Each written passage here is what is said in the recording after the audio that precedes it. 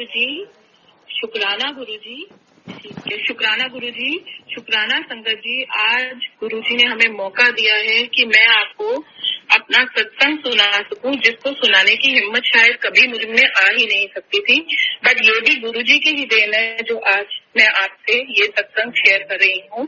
मुझे लगता है शायद मेरा सत्संग सुन के न जाने कितनों के सवालों के जवाब उनको मिलेंगे और न जाने कितने दुखियों को दिखाई देगा कि भगवान है और गुरुजी से बड़ा कोई भगवान नहीं। सब भगवान गुरुजी के अंदर ही विराजमान है। मेरी कहानी, जो मेरा सत्संग है, उसमें तो खैर बहुत छोटे छोटे बहुत सारे सत्संग है, पर क्योंकि मेरे पास टाइम लिमिट है इसलिए मैं आपको मेन किस तरह गुरुजी के साथ हम कनेक्ट हुए, मेरी लाइफ में ऐसा क्या हुआ कि गुरुजी की एंट्री हुई, ये आज मैं इतना ही सुना पाऊंगी। असल में 2017 में मेरी फैमिली, जो कि 4 मेंबर्स थे, सबसे छोटी बेटी 13 साल की का बहुत ही सडन हार्ट में होल डिटेक्ट होने के कारण उसे एडमिट होना पड़ा ओपन हार्ट सर्जरी के लिए, जिसके लिए हमें बताया गया कि आजकल ये रूटीन सर्जरी है। मैं ये वाला पार्ट आपको इसलिए सुना रही हूँ कि मेरा जो सत्संग है वो डिस्ट्रक्शन टू कंस्ट्रक्शन में कैसे कन्वर्ट होता है, गुरुजी किस तरह कड़ियां जोड़ते हैं, किस तरह एंजल्स आपकी लाइफ में आते हैं, ये सब दिखाता है। तो जैसे मैंने आपको बताया, मेरी छोटी बेटी 13 साल की थी और बहुत सडनली डिटेक्ट हुआ, कोई सिम्टम नहीं था कि उसके हार्ट में मेजर बाइपास होल है। डॉक्टर्स ने हमें बहुत बड़े डॉक्टर्स ने हमें ये बताया कि ये तो आजकल रूटीन सर्जरी है, सब ठीक हो जाएगा, एक ओपन हार्ट सर्जरी करने की जरूरत है। 30 मई 2017 को उसकी सर्जरी की गई और हमें घर भेज दिया गया 14 जून को कह के कि एवरीथिंग इज ओके। घर में सब नॉर्मल चल रहा था, रूटीन था। हम भी तब तक मैं गुरुजी से बिल्कुल भी कनेक्टेड नहीं थी, मुझे उनके कोई मिरेकल्स, कोई कुछ भी नहीं मालूम था। 10 जुलाई के आसपास उसकी तबीयत खराब हुई। हमको पता चला जो ऑपरेशन इन्होंने किया वो ठीक नहीं किया और वो होल्स अभी भी एग्जिस्ट करते हैं और उसकी तबीयत बिगड़ती ही जा रही है। जब हमने डॉक्टर से कंटैक्ट किया, उन्होंने कहा आप इमीडिएटली आ जाओ, हमें इसकी इमीडिएटली नेक्स्ट मॉर्निंग ही सर्जरी करनी पड़ेगी। अब ये मैंने आपको इसलिए सुनाया है कि यहीं पे गुरुजी की एंट्री मेरी लाइफ में हुई। वो कैसे हुई ये मैं अब आपको बता रही हूँ। सर्जरी हो रही थी, मैं गुरुजी से कनेक्टेड नहीं, जैसे मैं आपको बता चुकी हूँ। मेरी एक सहेली थी जो मेरी इसी बेटी के स्कूल में 12th ग्रेड की टीचर थी, वो मेरी स्कूल की भी क्लासमेट थी। उसको पता था क्या हो रहा है मेरे जीवन में, तो वो गुरुजी की भक्त थी। वो प्रे करती थी अपने तौर पे, जैसे रेगुलरली।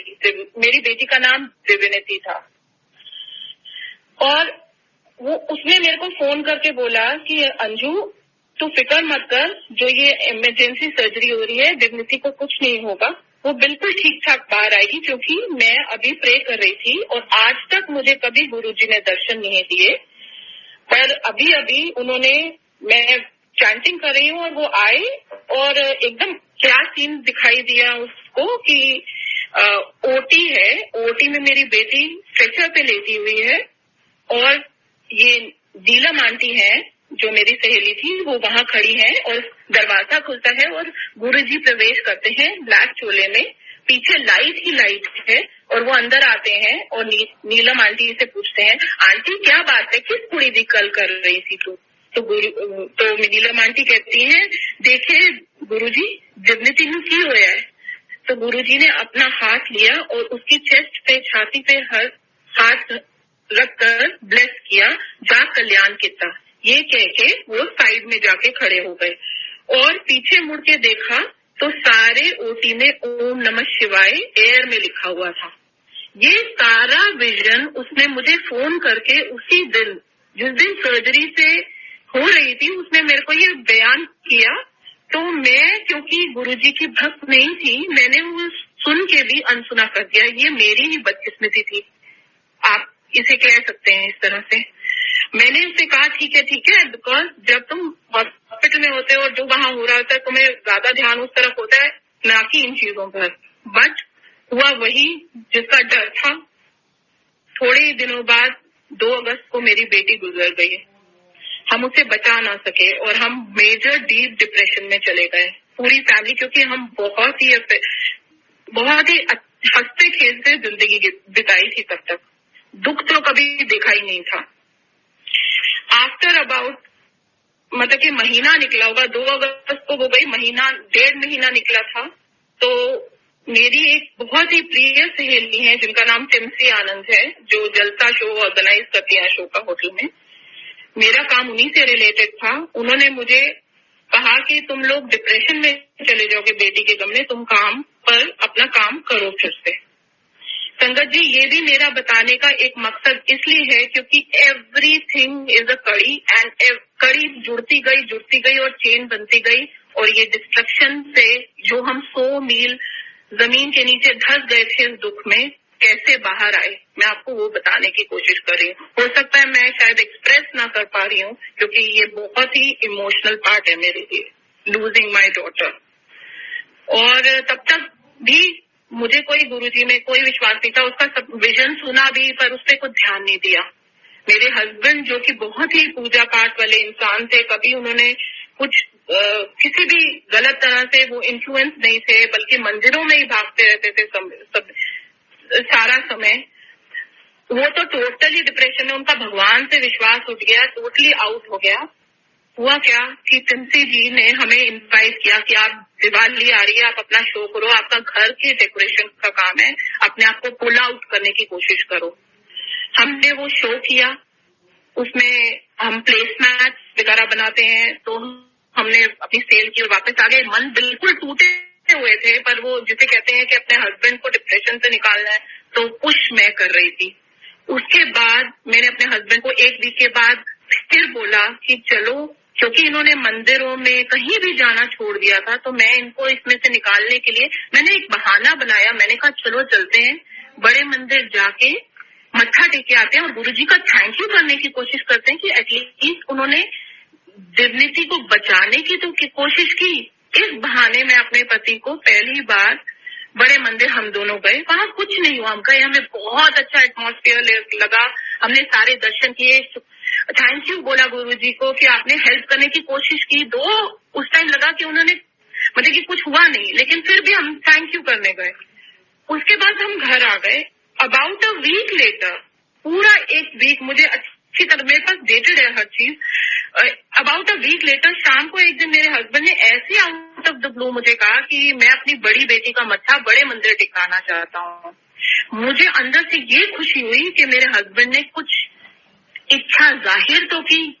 जिस दिन संगत जी उन्होंने ये बात बोली, उसी दिन रात को 10:30 बजे एक गुरुजी की भक्त हैं निधि खुल्लर आंटी, उनका फोन आता है और उन्होंने मुझे कहा, आंटी आपसे हमने कुछ मैथ्स एग्जीबिशन से खरीदे थे टिम्सी जी की, तो क्या हमें और चाहिए? तो मैं तो उसको एक रेगुलर कॉल की तरह ले रही थी, तो मैंने कहा हाँ आप कल ले सकते हैं, या इसी तरह बात चली। तो एकदम उन्होंने कहा, आंटी वैसे तो हमें बताना अलाउड नहीं, पर मैं आपको बताना चाहती हूँ, ये बड़े मंदिर में गुरुजी की समाधि पे दिवाली पे चढ़ने हैं। अब यहाँ से हमारा माथा टनका, क्योंकि हमारे मन में यही अभी शाम से यही ख्याल चल रहा था कि बड़े मंदिर जाना है। तो हम लोग एकदम शॉक्ड हो गए। ये गोल्डन मैच गुरुजी की समाधि पे। फिर मैंने उनको, निधि खुल्लर जी को सारी बात बताई कि हमारे साथ ये ट्रेजेडी हुई है, और हम तो उन्होंने कहा आंटी आपको ना बड़े मंदिर से बुलावा है, आप ये मैच लेके अगले दिन खुद जाइए, वहां पे जाके आप दीजिए। तो हमने कहा, जिसे कहते हैं डूबते को एक तिनके का भी सहारा होता है, उसी तरह हम अगले दिन वो मैच उठा के हम बड़े मंदिर गए। बड़ा मंदिर दिवाली सेवा के लिए बंद था, हमें जाना अंदर अलाउड नहीं था। हम वहां बाहर बैठे हुए थे और एक आंटी की वेट कर रहे थे जिन्हें हमें वो मैच हैंड ओवर करने थे। थोड़ी ही देर बाद हम वहां बैठे हुए तो एक आंटी जी आई, उन्होंने कहा आप यहाँ क्यों बैठे हो? हमने उन्हें बताया कि हम ये मैच देने बैठे हैं। तो उन्होंने कहा आप एक काम करो, यहाँ आगे झाड़ू कर दो, मेन बाहर के गेट के बाहर। तो मैंने कर दिया और हम फिर बैठ गए। थोड़ी देर में फोन आता है कि जिन आंटी को हमने मैच देने हैं वो नहीं आ सकती, उनके बेटे को अचानक फीवर आ गया है। तो उन आंटी ने किसी सेवादार को बोला और वो मैच हमें उन्होंने इजाजत दी कि हम जाके समाधि पे खुद चढ़ा सकें। ये हमारा गुरुजी का ने हमें इस तरह बुलाया अपने बड़े मंदिर और हमें कनेक्ट किया। हम बहुत खुश हुए, हमें लगा कि ये क्या है, समझ कुछ भी नहीं आ रहा था, पर हम चले जा रहे थे, जैसे कहते हैं रो में चल रहे थे। बट घर आके फिर बात खत्म हो गई। अबाउट अभी 15 दिन निकले थे संगत जी, और मुझे टिम्सी आनंद जी का फिर मैसेज आया, व्हाट्सएप पे कॉल मैसेज आया, 4:30 बजे थे दोपहर के, कम टू छोटे मंदिर। अब मुझे पता नहीं छोटे मंदिर क्या है, क्योंकि मेरे को वाकई कोई इस चीज का कोई कनेक्शन नहीं था गुरुजी से। मैंने अपनी उसी सहेली जिसको विजन पहली टाइम आया था, नीलम आंटी को, मैंने उनको कॉल किया और बोला कि ऐसे ऐसे मुझे मैसेज आया है। तो उसने मुझे कहा मैं भी तेरे साथ चलूंगी, मेरे को तो हमें जरूर जाना चाहिए। आप संगत जी बिलीव नहीं करोगे, हम गाड़ी में बैठे और रास्ते में जा रहे हैं, सारे रास्ते जय गुरु जी की गाड़ियां जा रही हैं। सहेली हमारी बहुत एक्साइटेड हो रही है, जय गुरु जी, देखो गुरु जी हमें एस्कॉर्ट करके ले जा रहे हैं। हमें कुछ समझ नहीं आ रहा। मैंने टिम्सी जी को व्हाट्सएप पे मैसेज भेजा, please send me the address for छोटे मंदिर, और उन्होंने बहुत छोटा सा रिस्पॉन्स भेजा, प्लीज गूगल इट। अब जब मैंने उसे गूगल किया तो गूगल में आया metro pillar number 14 turn left Mehrauli road. संगत जी यहाँ से शुरू होता है उनका चमत्कार। जब हम मेहरौली रोड पे पहुंचे, पिलर नंबर 14 लोकेट किया, 14 या 17 जो भी था, हमने लोकेट किया, और जैसे ही हमने लेफ्ट टर्न करना था, इतना बड़ा लिखा हुआ था एम्पायर एस्टेट, लोहे का गेट, जो आप सबने ही देखा होगा जो गए हैं एम्पायर एस्टेट, और उसी के साथ बिल्डिंग पर फर्स्ट फ्लोर पे, जो शायद आज भी लगा है बोर्ड, डिविनिटी, जो मेरी बेटी का नाम है। उसको तो देखते ही हमारी हवाइयां छूट गई कि ये क्या है। जब हम अंदर पहुंचे, संगत जी वो पहली बार था कि मैं एम्पायर एस्टेट गई थी, वहां पर बहुत लोग आए थे, कोई सेलिब्रेशन था, किसी बच्चे का जन्मदिन, सत्संग किया जा रहा था और बच्चे का जन्मदिन सेलिब्रेट हो रहा था। मैं अंदर घुसी तो एटलीस्ट 200 लोग तो शायद कमरे में ही थे।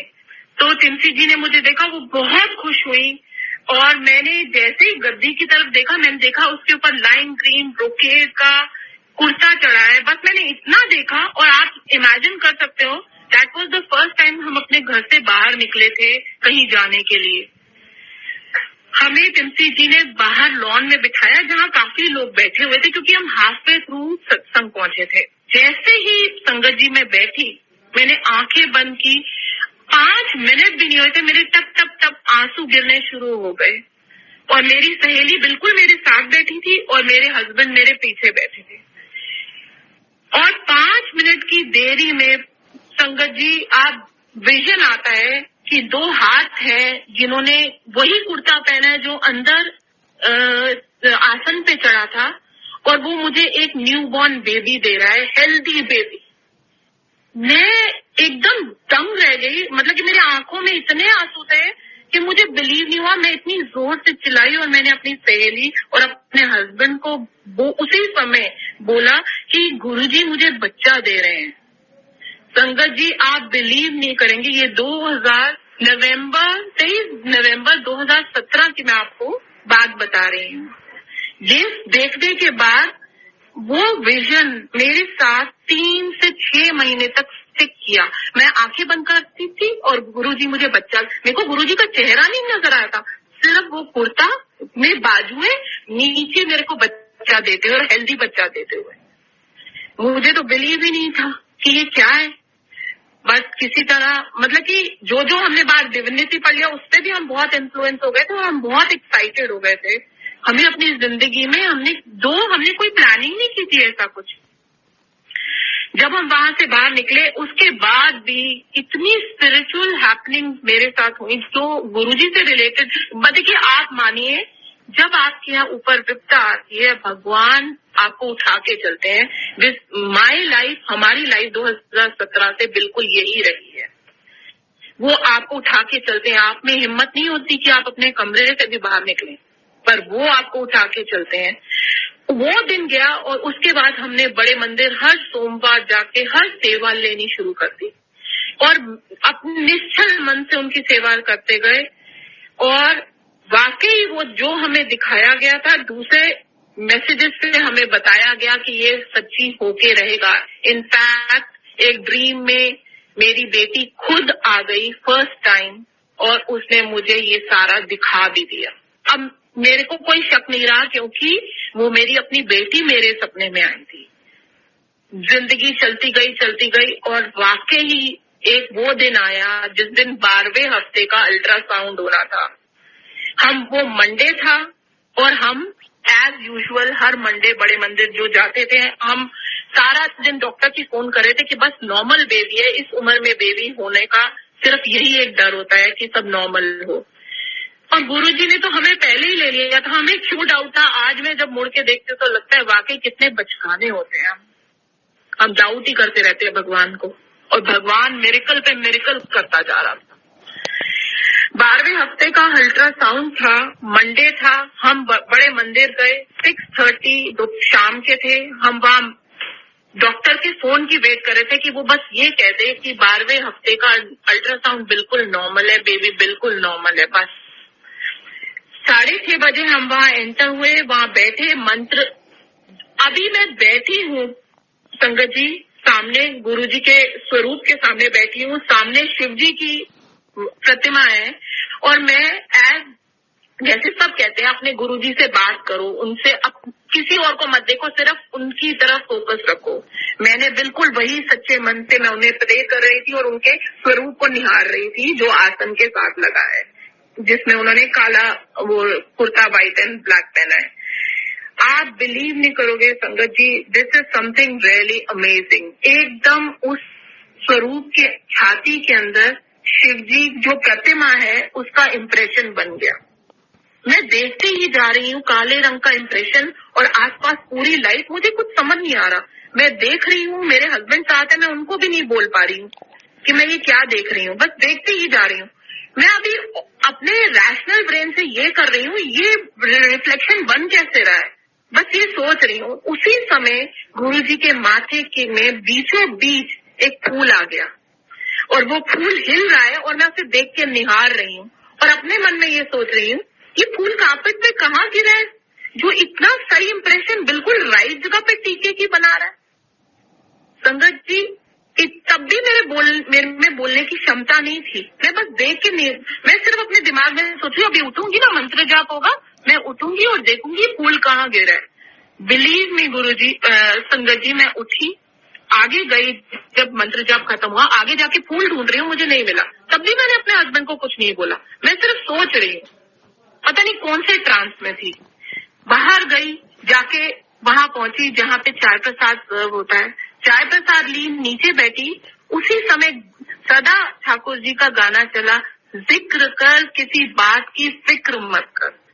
जब उसकी 3-4 लाइनें निकली तो मैं एकदम फिर से शॉक से बाहर निकली और मैंने हस्बैंड को बोला कि मुझे तो शिवजी ने दर्शन दिए। मेरे हस्बैंड ने कहा अच्छा अभी आराम से बैठो, देखते हैं। मैंने कहा आप बिलीव नहीं करोगे कि मुझे लगता है गुरुजी ने कहा है मैंने तेरे को बच्चा सिर्फ ब्लेस नहीं किया था, मैं तेरे को आज प्रूफ भी दे रहा हूँ, डॉक्टर से पहले प्रूफ दे रहा हूँ कि बच्चा बिल्कुल नॉर्मल है। संगत जी वही हुआ, हम बाहर निकले, जैसे ही गाड़ी में पहुंचे मैंने अपना फोन ऑन किया तो डॉक्टर का मैसेज आया हुआ, the baby is perfectly normal. इससे बड़ा गिफ्ट कौन दे सकता था हमें। और संगत जी ये मैं आपसे जो बात कर रही हूँ ये बात 2018 की है, जिसमें मेरे को कंफर्मेशन आई कि बेबी नॉर्मल है। और आज वो दिन है जब वो मेरे को बेबी डॉटर की सोल वापस मिली नई बॉडी में, जो गुरुजी ने ब्लेस की है, और आज वो 1 साल की हो गई है।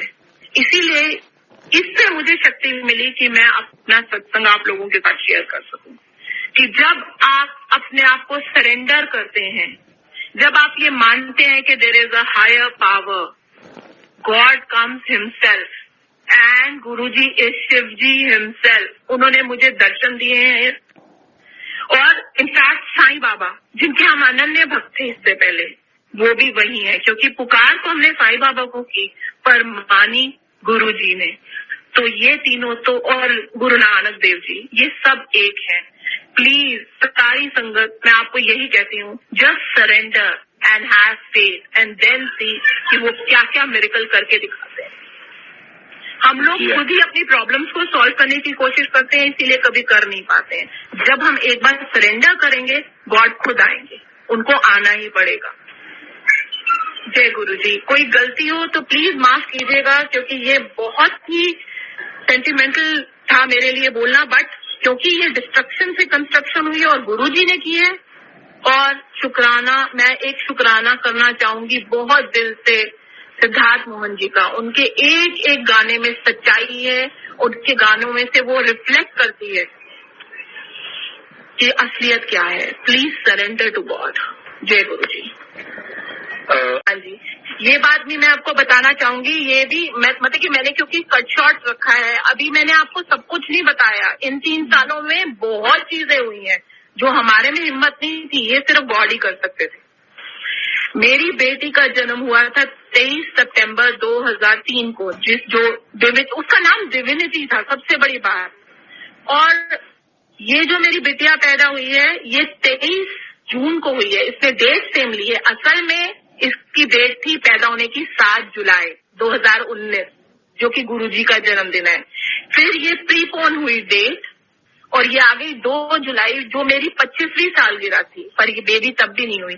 ये बेबी उससे भी प्रीपोन हुई और 23 जून को ये पैदा हुई, जो कि मेरी बेटी डिविनिटी का जन्मदिन था। उसने डेट अपनी बहन की ली, और वो आज भी हमें हर चीज में दिखाती है कि वो वही है। मैं क्या क्या बताऊं आपको, there is no limit and we are so grateful to Guru ji. Thank you. आज वो मेरे घर में विराजमान है, मुझे किसी चीज की चिंता नहीं, ना किसी कोरोना की, ना किसी और चीज की। मैंने पूरा सरेंडर उनसे कर दिया।